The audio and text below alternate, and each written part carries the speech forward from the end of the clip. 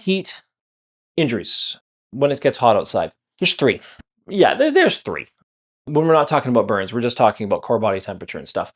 You've got two that are really dehydration based, they're not heat based, and you've got one that is specifically definitely heat based. So in order from least to most severe, you've got heat cramps, heat exhaustion, and then heat stroke. Heat cramps and exhaustion are the ones that are more dehydration based, where the heat makes it worse. Heat stroke is the one where you're just cooking on the inside. Okay. Most people, by the time they hit adulthood, have had a cramp before.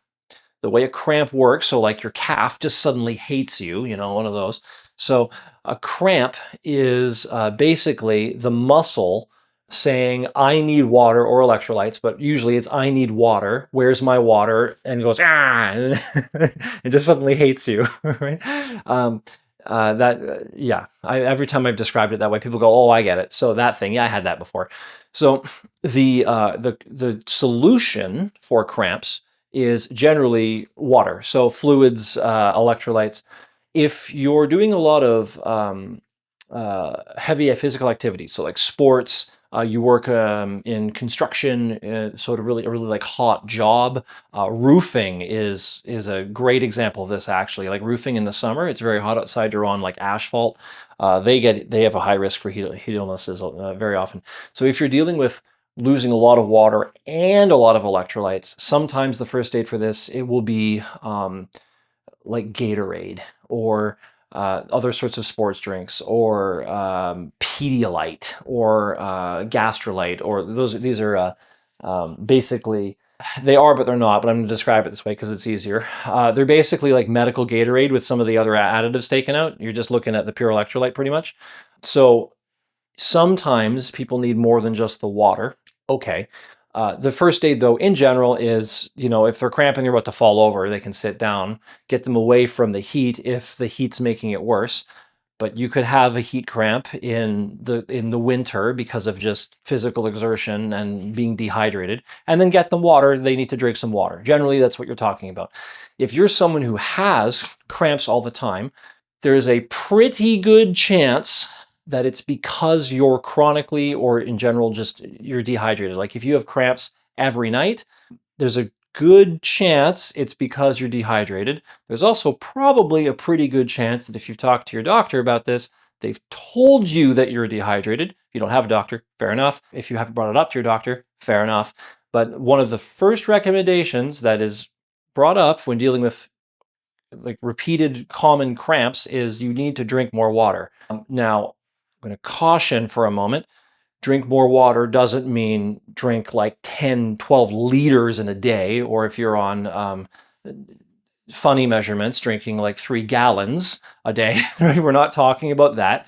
But maybe increasing your water intake by a liter or a quarter of a gallon, an extra might be the sort of thing, like progressively throughout the day. Just getting more water in is probably going to cure, quote unquote, your cramps, because you're just not going to be dehydrated anymore. So just something to think about. Drink more water. Okay. Heat exhaustion.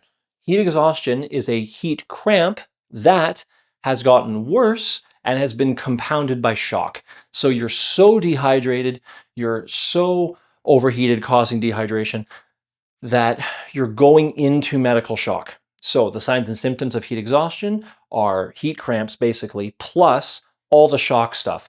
Pale skin, or more ashen gray skin, clamminess. Their skin could be cold because, once again, this is dehydration based. If they're overheating while this is happening, their skin might not be cold. So just keep that in mind. It's shock stuff plus heat cramp is basically the signs and symptoms for this. What do? Water. Water isn't drink it. They need fluids, same thing as heat cramps. If the shock has gotten to the point where they're vomiting, they can't really drink water because it's going to get to the stomach and the stomach's going to empty it anyways. So what they need to do is kind of absorb the water, and probably, and by probably I would say just get them to the hospital. They probably need a hospital.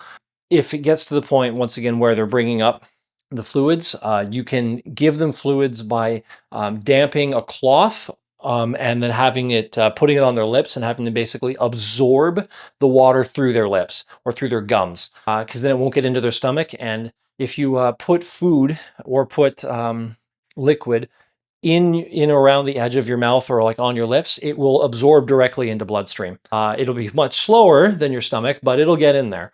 So that can be something that's kind of a stopgap until they can get them to a hospital where they'll probably just put them on an IV and they'll probably just pump fluids into them with an IV, which is pretty standard for what they do for this.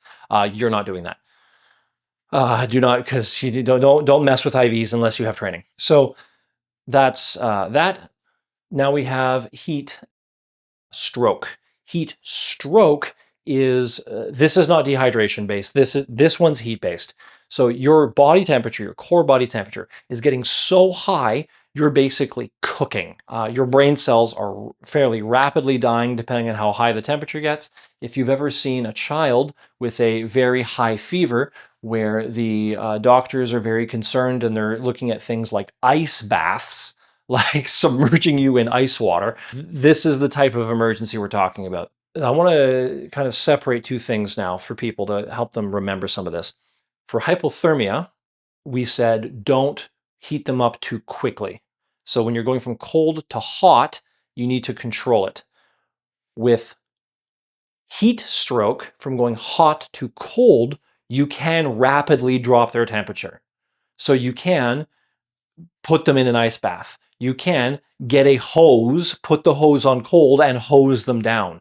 You can, if you remember this old thing that happened, the ALS Ice Bucket Challenge, you can just, dump cold water on people. You can get pretty extreme. Now, I wouldn't get too extreme, like I wouldn't submerge somebody entirely underwater where they can't breathe. That'd be a bad idea. There's limits here, but you want to drop people's temperature pretty quickly. I mean, some people have said, "Well, I own I own an ice cream shop and I have a giant walk-in freezer. Can I put them in the freezer?" And I go, "Well, you could, but you need to make sure that you don't, come back in 2 hours and then have an ice cube, because now we're going back to the frozen state section."